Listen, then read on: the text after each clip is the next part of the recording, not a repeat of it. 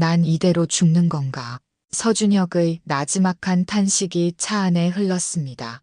서준혁은 화영그룹의 전략기획이사로 중요한 출장을 마치고 서울로 향하는 길이었습니다. 하지만 갑작스럽게 몰아친 눈보라는 그의 계획을 완전히 뒤바꿔 놓았어요. 점점 더 거세지는 눈발에 시야는 흐려졌고 도로는 점점 더 미끄러워졌습니다. 가파른 코너길 서준혁은 핸들을 필사적으로 돌려보았지만 이미 통제 불능 상태였죠. 차가 눈더미에 파묻히며 엔진이 꺼졌고 머리를 크게 부딪힌 준혁의 의식은 점점 희미해졌습니다.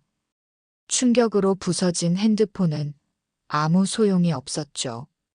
그렇게 모든 것을 포기하려는 찰나 무언가 차창을 두드리는 소리가 들렸어요. 서준혁은 마지막 힘을 짜내 고개를 돌렸죠.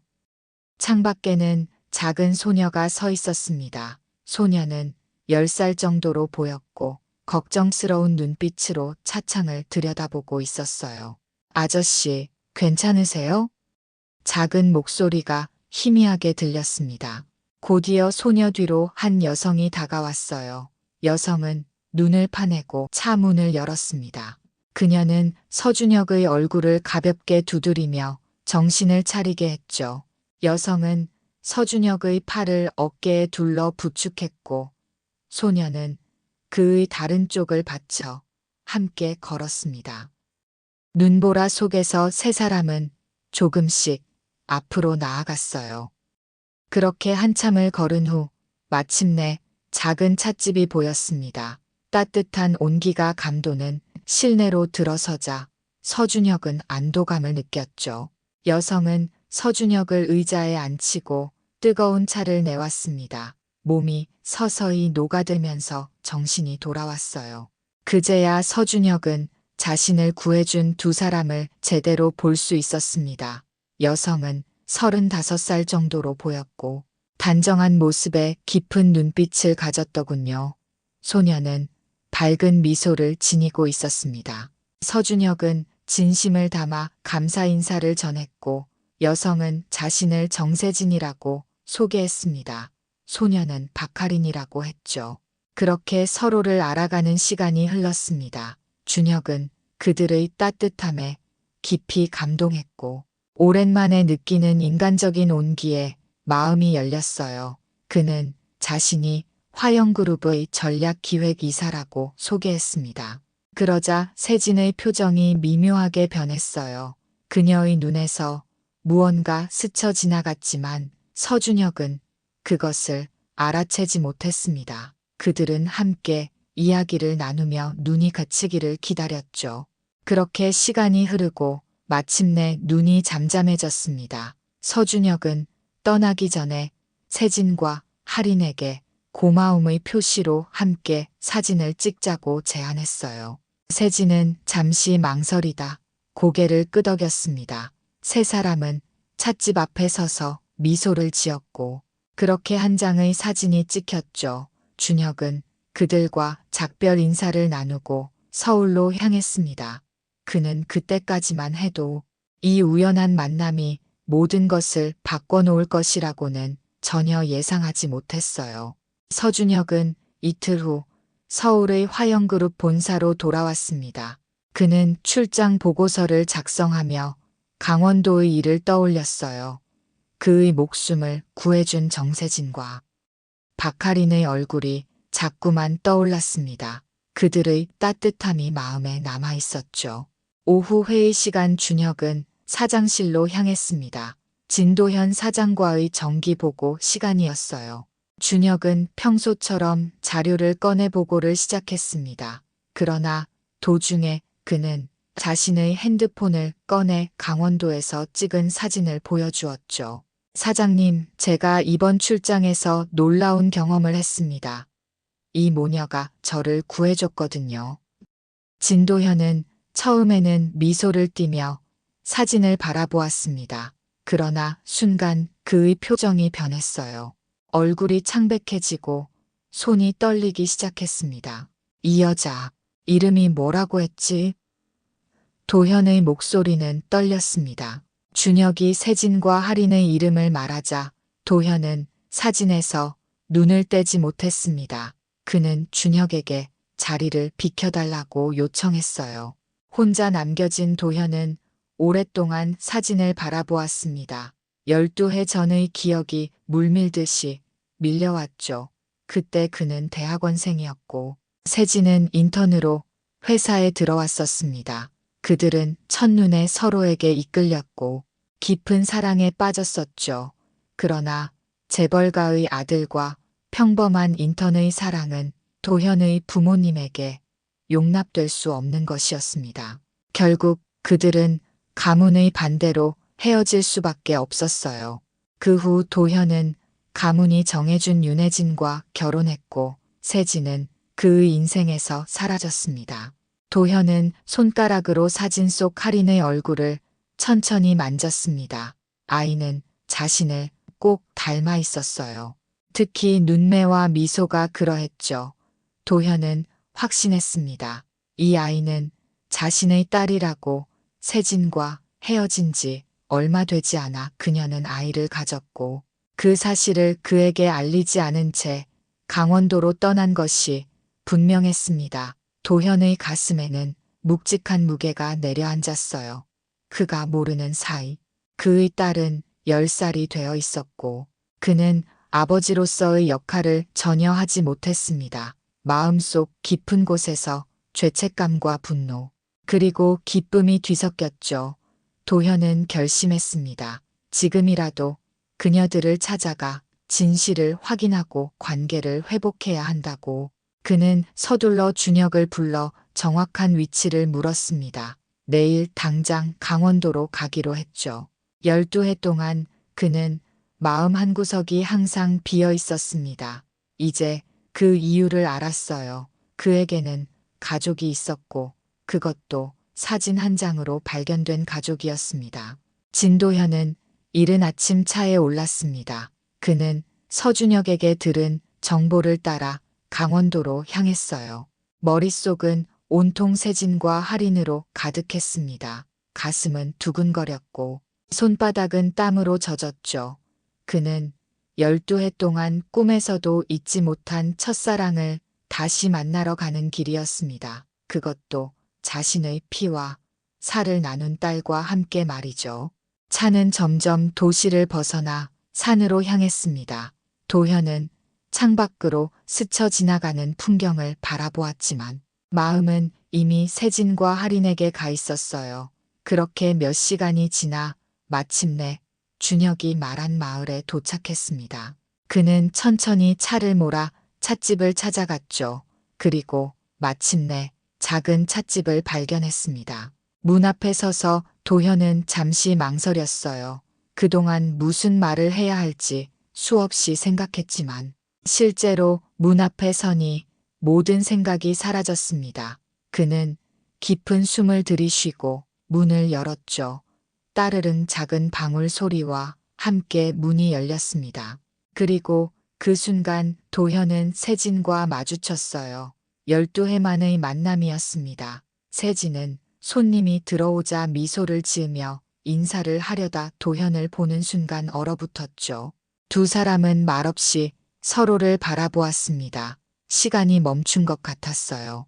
도현은 세진의 얼굴을 바라보았습니다. 그녀는 여전히 아름다웠지만 세월의 흔적이 조금씩 보였죠. 어떻게 여기를? 세진이 겨우 입을 열었습니다. 도현은 잠시 후 서준혁에 대해 이야기했고 사진을 보여주었습니다. 세진은 그 사진을 보자 얼굴이 백지처럼 하얘졌어요. 그녀는 도현에게 잠시 기다려달라며 찻집 문을 닫았습니다. 두 사람은 작은 테이블에 마주 앉았어요. 도현은 고개를 들어 세진의 눈을 바라보았습니다. 그리고 곧바로 물었죠. 할인이는 내 딸이야? 세진은 잠시 침묵하다 고개를 끄덕였습니다. 도현의 눈에서 눈물이 흘러내렸어요. 그는 왜 알려주지 않았냐고 물었고 세진은 깊은 한숨을 내쉬었죠. 그녀는 12해 전 그들이 헤어진 후 임신 사실을 알게 되었다고 말했습니다. 그때 도현은 이미 정략 결혼을 준비하고 있었고 그녀는 그의 인생을 망치고 싶지 않았다고 했어요.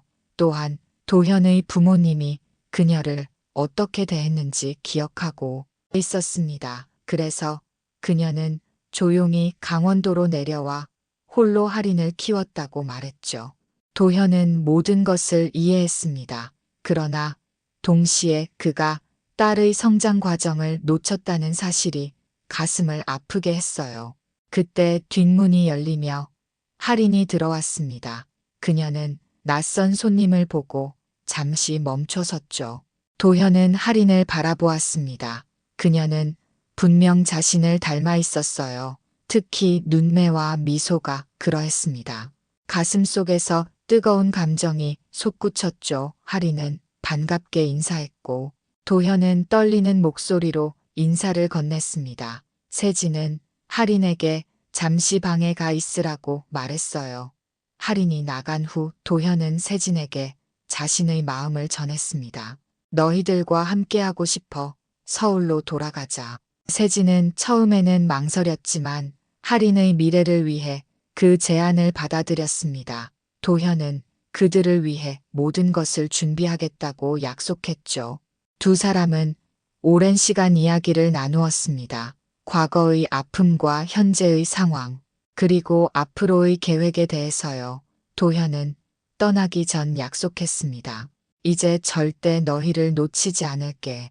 세진은 그의 진심을 느꼈고 조심스럽게 미소를 지었습니다. 할인에게 진실을 언제, 어떻게 말할지는 천천히 결정하기로 했어요. 그렇게 도현은 오랜 시간 찾지 못했던 가족을 발견했습니다. 그리고 이제 그들의 새로운 시작이 열리게 되었죠. 일주일이 지나고 정세진과 박하리는 서울로 올라왔습니다. 진도현은 강남에 있는 고급 아파트를 마련해 두었어요. 하리는 처음 보는 대도시의 풍경에 눈을 반짝였습니다. 모든 것이 새롭고 신기했죠. 세진은 조심스럽게 새로운 환경에 적응해 나갔습니다. 도현은 바쁜 일정 속에서도 틈틈이 시간을 내어 그들을 보살폈어요. 그는 할인을 위해 좋은 학교를 알아보았고 필요한 모든 것을 갖추어 주었습니다. 처음에는 어색했지만 시간이 지날수록 세 사람은 서로에게 익숙해졌죠. 특히 할인은 도현에게 빠르게 마음을 열었습니다. 그녀는 도현이 자신의 생물학적 아버지라는 사실을 아직 모르고 있었지만 그를 친근하게 여겼어요. 도현은 매일 밤 할인과 세진에게 전화를 걸어 하루를 어떻게 보냈는지 물었습니다. 그들은 점점 더 가까워졌고 도현은 오랜만에 진정한 행복을 느꼈죠. 그러나 이 행복한 시간은 오래가지 못했습니다. 도현의 아내 윤혜진은 점차 남편의 이상한 행동을 눈치채기 시작했어요. 그녀는 도현이 퇴근 후 어디에 가는지 몰래 조사했고 결국 정세진의 존재를 알게 되었습니다. 혜진은 분노했죠. 그녀는 화영병원의 병원장으로 상당한 영향력을 가지고 있었고 그것을 이용해 세진에 대한 정보를 모으기 시작했습니다. 혜진은 세진이 미혼모라는 사실과 그녀가 도현과 과거 관계가 있었다는 것을 알아냈어요. 그리고 이 모든 내용을 바탕으로 세진이 도현의 재산을 노리고 접근했다는 이야기를 만들어냈습니다. 그녀는 법률자문팀을 불러 허위 진정서를 작성하게 했죠. 진정서에는 세진이 양육비 소송을 준비하고 있으며 화영그룹의 지분을 요구할 계획이라는 내용이 담겨 있었습니다. 혜진은 이 진정서를 검찰에 제출했어요. 그리고 그녀는 언론에도 이 이야기를 흘렸습니다.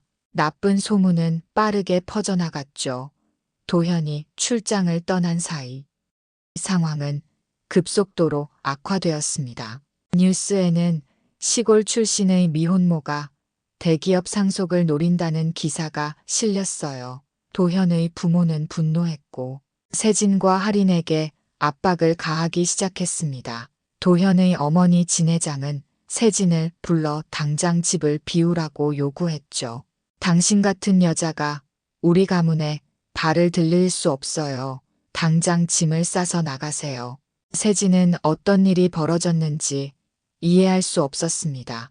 그녀는 단 한 번도 도현에게 돈이나 지위를 요구한 적이 없었어요.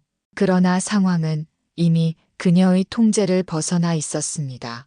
하리는 학교에서 친구들에게 따돌림을 당하기 시작했고, 세진은 딸이 상처받는 모습을 지켜볼 수만은 없었죠.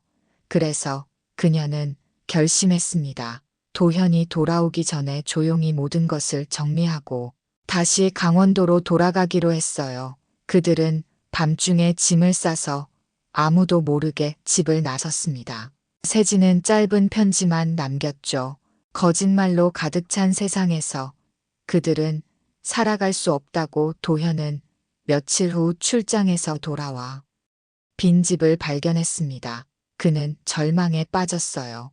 그러나 그때 그는 자신의 주변에서 무슨 일이 벌어졌는지 전혀 알지 못했습니다. 며칠 동안 진도현은 깊은 혼란 속에 빠져 있었습니다. 그는 세진이 왜 갑자기 사라졌는지 이해할 수 없었어요. 세진이 남긴 편지를 수없이 읽어보았지만 그 안에는 명확한 이유가 적혀 있지 않았습니다. 도현은 그녀를 찾기 위해 모든 노력을 기울였지만 세진은 연락을 받지 않았죠. 그때 유재훈 과장이 도현을 찾아왔습니다. 재훈은 도현의 오른팔로 오랫동안 함께 일해온 신뢰할 수 있는 인물이었어요. 그는 도현에게 회사 내부에서 이상한 소문이 돌고 있다고 말했습니다. 정세진이 회사의 지분을 노리고 접근했다는 이야기였죠. 도현은 처음에는 그것이 단순한 소문이라고 생각했습니다. 그러나 재훈은 실제로 검찰에 진정서가 제출되었다고 말했어요. 도현은 충격을 받았습니다.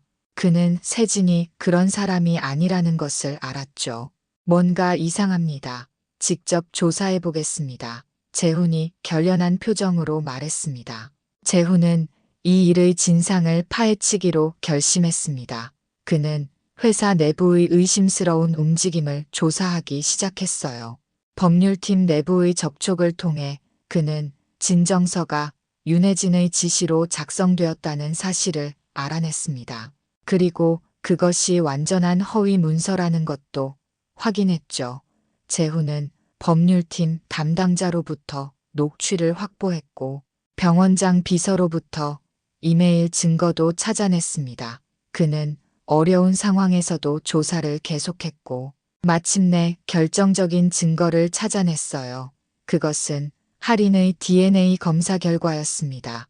도현이 잠시 검사를 받은 적이 있었고 그 결과 할인이 확실히 그의 친딸이라는 것이 증명되었죠. 그러나 혜진은 그 결과를 조작해 세진이 거짓말을 하고 있다고 주장했습니다. 재훈은 원본 결과를 확보했고 혜진의 음모를 완전히 밝혀냈어요. 새벽 2시 재훈은 도현에게 전화를 걸었습니다. 사장님, 모든 것이 밝혀졌습니다. 지금 당장 가셔야 합니다. 도현은 충격에 빠졌습니다. 그는 자신의 아내가 이런 일을 벌였다는 것을 믿을 수 없었어요. 그러나 재훈이 보여준 증거는 명백했습니다. 도현은 깊은 분노를 느꼈죠. 그는 자신의 행복을 위해 싸워야 한다는 것을 깨달았습니다. 그리고 그 싸움은 지금 시작되었어요. 도현은 서둘러 준비를 마치고 다시 강원도로 향했습니다. 그는 이번에는 모든 것을 바로잡겠다고 다짐했죠.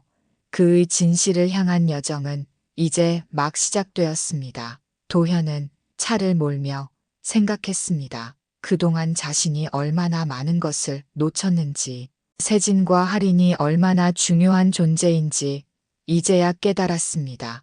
그리고 그는 결심했죠. 이제 그들을 위해 모든 것을 바꾸겠다고. 그것이 자신의 지위나 명예를 포기하는 일이라 해도 말입니다. 도현은 가속 페달을 밟았고 차는 어둠 속을 달려나갔습니다. 새벽녘 하늘이 밝아오기 시작했을 때 진도현은 마침내 강원도 마을에 도착했습니다. 그는 피곤했지만 마음은 그 어느 때보다 명확했어요. 차를 정세진의 찻집 앞에 세우고 도현은 잠시 앉아 있었습니다. 그는 무슨 말을 해야 할지 생각했지만 머릿속은 복잡했죠. 마침내 그는 차에서 내려 찻집 문 앞에 섰습니다. 문은 닫혀 있었고 아직 영업시간 전이었어요. 도현은 문을 두드렸습니다. 한참이 지나도 반응이 없자 그는 더 강하게 두드렸죠. 이윽고 안에서 발소리가 들려왔고 문이 열렸습니다. 정세진이 눈을 비비며 나타났어요. 그녀는 도현을 보자 놀라움과 경계심이 뒤섞인 표정을 지었습니다. 모든 게 밝혀졌어. 세진아. 도현의 목소리는 떨렸습니다. 모든 것이 조작이었어. 세진은 도현의 말에 혼란스러운 표정을 지었습니다. 도현은 계속해서 유재훈이 발견한 증거들에 대해 이야기했어요. 혜진이 허위 진정서를 작성하게 했고 언론에 거짓 정보를 흘렸으며 할인의 DNA 검사 결과까지 조작했다는 사실을 말했습니다. 도현의 목소리는 떨렸고 눈에는 눈물이 고였죠. 세진의 얼굴에는 복잡한 감정이 교차했습니다. 분노와 슬픔 그리고 안도감까지. 그녀는 도현에게 들어오라고 했어요. 찻집 안으로 들어선 두 사람은 테이블에 마주 앉았습니다. 세진은 서울에서 겪었던 일들을 이야기했죠. 어떻게 갑자기 뉴스에 자신의 이야기가 왜곡되어 나왔는지, 할인이 학교에서 어떤 상처를 받았는지, 그리고 도현의 부모님이 어떤 말들을 했는지 말입니다. 도현은 고개를 숙이고 듣기만 했어요. 그는 이 모든 일이 자신의 책임이라고 느꼈습니다. 세진의 이야기가 끝나고 긴 침묵이 이어졌죠. 도현은 마침내 고개를 들고 세진의 눈을 바라보았습니다. 모든 것을 다시 시작하고 싶어. 이번에는 제대로 정직하게 그리고 영원히. 세진은 망설였습니다. 그녀는 도현을 여전히 사랑했지만 할인이 또다시 상처받는 것을 원치 않았죠. 도현은 이제 모든 것이 달라질 것이라고 약속했습니다. 그는 혜진과 이혼할 것이며 회사에서의 자신의 지위를 이용해 진실을 알릴 것이고 무엇보다 할인에게 자신이 아버지라는 사실을 말할 것이라고 했어요. 그때 계단에서 발소리가 들렸고 할인이 잠옷 차림으로 내려왔습니다. 그녀는 도현을 보고 놀란 표정을 지었죠. 도현은 할인을 바라보며 미소 지었습니다. 그리고 세진을 바라보았어요. 세진은 깊은 숨을 들이쉬고 고개를 끄덕였습니다. 도현은 할인에게 다가가 무릎을 꿇고 그녀의 눈을 바라보았죠. 할인아, 나는 내 아빠야. 할인은 잠시 놀란 표정을 지었지만 이내 그녀의 눈에서 무언가가 반짝였어요. 그녀는 오랫동안 아버지의 존재를 궁금해했고 때로는 꿈속에서 만나기도 했습니다. 할인은 도현을 바라보다가 엄마를 쳐다보았죠. 세진이 고개를 끄덕이자 할인은 천천히 도현에게 다가갔습니다. 그리고 갑자기 그를 꼭 안았어요. 아빠. 그 한마디에 도현의 눈에서는 눈물이 흘러내렸습니다. 그는 12해 동안 놓쳤던 딸을 안고 마음속 깊이 다짐했죠. 절대로 다시는 그들을 놓치지 않겠다고. 세 사람은 함께 아침을 먹으며 앞으로의 계획을 이야기했습니다. 도현은 모든 것을 정리하고 새롭게 시작하자고 제안했어요. 그리고 세진과 할인에게 다시 서울로 돌아가자고 말했습니다. 이번에는 모든 진실이 밝혀진 상태에서, 그리고 그가 그들을 지킬 준비가 되어 있는 상태에서 말이죠. 세진은 잠시 생각했습니다. 그녀는 서울에서의 경험이 트라우마로 남아 있었지만 도현의 진심을 느꼈어요. 그리고 무엇보다 할인이 아버지와 함께할 권리가 있다고 생각했습니다. 세진은 마침내 고개를 끄덕였고 하리는 기쁨에 차서 방방 뛰었죠. 도현은 손을 내밀었고 세진과 하리는 그 손을 잡았습니다. 이제 그들은 다시 시작할 준비가 되어 있었어요. 그들이 차에 올라타기 전 도현은 세진에게 약속했습니다.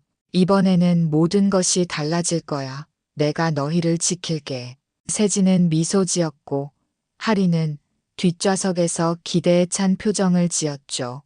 그렇게 세 사람은 함께 서울로 향했습니다. 새로운 시작을 위해 그리고 진정한 가족이 되기 위해 진도현은 서울로 돌아온 즉시 행동에 나섰습니다. 그는 먼저 회사의 법무팀을 소집해 모든 상황을 설명했어요. 허위 진정서의 진실과 윤혜진의 조작에 대해 명확히 밝혔습니다. 법무팀은 즉시 검찰에 연락해 진정서가 허위임을 알리고 모든 법적 문제를 해결하기 시작했죠. 도현은 신뢰할 수 있는 PR팀을 불러 언론에 진실을 알리기 위한 전략을 세웠습니다. 그는 자신의 딸을 숨기거나 부정하지 않고 당당하게 인정할 것이라고 말했어요. 다음으로 도현은 혜진을 마주했습니다. 그는 모든 증거를 내밀며 그녀의 행동에 대해 물었죠. 혜진은 처음에는 부인했지만 결국 모든 것을 인정할 수밖에 없었습니다. 당신이 행복해지는 걸 보고 싶지 않았어요. 특히 그 여자와는. 도현은 이혼을 요구했고 혜진은 별다른 저항 없이 받아들였어요. 법적 절차는 신속하게 진행되었고 혜진은 병원장 직위에서 물러났습니다. 이제 마지막으로 남은 것은 도현의 부모님을 설득하는 일이었죠. 그는 할인을 데리고 부모님을 찾아갔습니다. 처음에 진 회장과 지여사는 완강한 태도를 보였지만 할인을 직접 만나자 그들의 마음이 조금씩 변하기 시작했어요. 특히 할인의 눈빛이 도현의 어린 시절과 너무나 닮아 있다는 사실에 놀랐습니다. DNA 검사 결과가 조작되었다는 사실을 알게 된 후 그들은 세진과 할인에게 진심으로 사과했죠. 우리가 큰 실수를 했구나. 내가 우리 가족이라는 걸 너무 늦게 알았어. 진 회장은 할인의 손을 잡으며 말했습니다. 그렇게 모든 법적 문제와 가족 문제가 하나씩 해결되었습니다. 도현은 세진에게 청혼했고 그녀는 기쁘게 받아들였어요. 그들은 작은 결혼식을 올렸고 할인은 들러리가 되어 두 사람을 축복했습니다. 화영그룹 내에서도 변화가 일어났죠. 도현은 보다 투명하고 인간적인 기업 문화를 만들기 위해 노력했습니다. 그는 또한 세진의 고향 마을에 리조트 건설 계획을 세웠어요. 그 이름은 인연의 정원이었습니다. 그곳은 단순한 관광지가 아니라 지역 주민들과 상생하는 공간이 될 것이었죠. 공사는 순조롭게 진행되었고 첫 삽을 뜨는 날 세진과 할인 그리고 도현은 함께 삽을 잡았습니다. 그리고 그 모습을 서준혁이 사진으로 담았어요. 그는 모든 인연의 시작점이었습니다. 준혁 씨 없었다면 이 모든 일이 가능하지 않았을 거야. 고마워. 도현은 진심을 담아 말했습니다. 준혁은 쑥스러운 듯 웃으며 그저 우연이었다고 했지만 운명적인 만남이었다는 것을 모두가 알고 있었죠. 그 사진은 나중에 리조트 로비에 걸렸습니다. 인연의 정원이 시작된 순간을 기념하는 사진으로 말이에요. 시간이 흘러 겨울이 다시 찾아왔습니다. 인연의 정원은 개장을 앞두고 있었고 할인은 중학교에 입학할 준비를 하고 있었어요. 도현과 세진은 서울과 강원도를 오가며 바쁜 나날을 보냈지만 그들은 행복했습니다. 가족으로서 함께하는 시간이 무엇보다 소중했죠. 인연의 정원 개장식 전날 밤 세 사람은 처음 만났던 그 언덕에 올랐습니다. 하늘에서는 눈이 내리기 시작했어요. 도현은 세진과 할인의 손을 잡았습니다. 그들의 손바닥 위로 하얀 눈이 내려앉았죠. 이제 우리는 진짜 가족이야. 도현은 감격에 찬 목소리로 말했습니다. 세진은 미소 지으며 고개를 끄덕였고 하리는 양손에 쥔 두 사람의 손을 더욱 꼭 쥐었습니다. 그들은 서로를 바라보며 미소 지었어요. 그 눈 내리는 언덕 위에서 세 사람은 앞으로의 행복한 날들을 꿈꾸었습니다. 과거의 아픔을 딛고 새로운 시작을 맞이한 그들의 이야기는 많은 사람들에게 희망과 용기를 주었죠. 그리고 그 모든 것의 시작은 한 장의 사진이었습니다. 우연히 찍힌 그 사진이 숨겨진 가족을 밝혀내고 서로를 이어준 것이죠. 인연의 정원 개장식 날 많은 사람들이 모였습니다. 지역 주민들과 도시에서 온 관광객들 그리고 화영그룹의 임직원들까지 자리를 가득 메웠어요. 도현은 단상에 올라 마이크를 잡았습니다. 이 리조트는 단순한 사업이 아닙니다. 제 삶을 완전히 바꾸어 놓은 특별한 장소입니다. 그는 이야기를 시작했습니다. 폭설 속에서 한 남자가 구조되었고 그를 구한 모녀와 찍은 사진 한 장이 숨겨진 진실을 밝혀내는 계기가 되었다고 말이죠. 도현은 서준혁을 단상으로 불렀습니다. 그가 아니었다면 이 모든 인연이 시작되지 않았을 것이라며 깊은 감사를 표했어요. 준혁은 쑥스러운 듯 웃으며 인사했습니다. 도현은 세진과 할인을 소개했고 청중들은 큰 박수를 보냈죠. 특히 진 회장과 지 여사는 자랑스러운 표정으로 손녀를 바라보았습니다. 그들은 이제 할인을 진심으로 가족으로 받아들였어요. 커팅식을 마친 후 도현은 가족들과 함께 리조트를 둘러보았습니다. 인연의 정원은 자연과 조화를 이루면서도 현대적인 편의 시설을 갖춘 아름다운 공간이었죠. 중앙 로비에는 서준혁가 찍었던 사진과 함께 도현과 세진 그리고 할인이 함께 찍은 새로운 가족 사진이 걸려 있었습니다. 그 아래에는 작은 명판이 있었어요. 한 장의 사진이 밝혀낸 숨겨진 가족 그리고 그 인연으로 피어난 정원. 할인은 그 사진들을 바라보며 웃었습니다. 이제 그녀에게는 완전한 가족이 있었죠. 도현과 세진은 서로를 바라보며 미소 지었습니다. 그들의 사랑은 12해라는 시간도 지우지 못했고 오히려 더욱 깊어졌어요. 그들은 함께 걸으며 앞으로의 계획을 이야기했습니다. 할인의 교육과 리조트의 운영 그리고 가족으로서의 시간에 대해서요. 세진은 이제 더 이상 찻집을 운영하지 않았고 대신 리조트의 운영에 참여했습니다. 그녀의 경영학 지식과 지역에 대한 이해는 큰 도움이 되었죠. 도현은 회사와 가정 사이에서 균형을 맞추려 노력했고 주말마다 가족과 함께 시간을 보냈습니다. 그들은 과거의 아픔을 딛고 새로운 미래를 향해 나아갔어요. 인연의 정원은 그렇게 탄생했고 앞으로도 많은 이야기를 품게 될 것입니다. 세 사람은 하늘에서 내리는 눈을 바라보며 서로의 손을 꼭 잡았습니다. 이제 그들은 진정한 가족이 되었습니다. 한 장의 사진이 밝혀낸 숨겨진 가족의 이야기는 그렇게 새로운 시작을 맞이했습니다. 그리고 그 사진은 많은 사람들에게 인연의 소중함과 진실의 힘을 일깨우는 상징이 되었죠. 도현과 세진 그리고 할인은 앞으로도 함께 걸어갈 것입니다. 때로는 눈보라가 치고 때로는 어둠이 내려왔겠지만 그들은 이제 서로를 의지하며 모든 것을 이겨낼 수 있을 것입니다. 그렇게 그들의 새로운 인연은 계속해서 피어나고 자라날 것입니다. 마치 하얀 눈 위에 피어난 한 송이 꽃처럼 순수하고 아름답게 말이에요.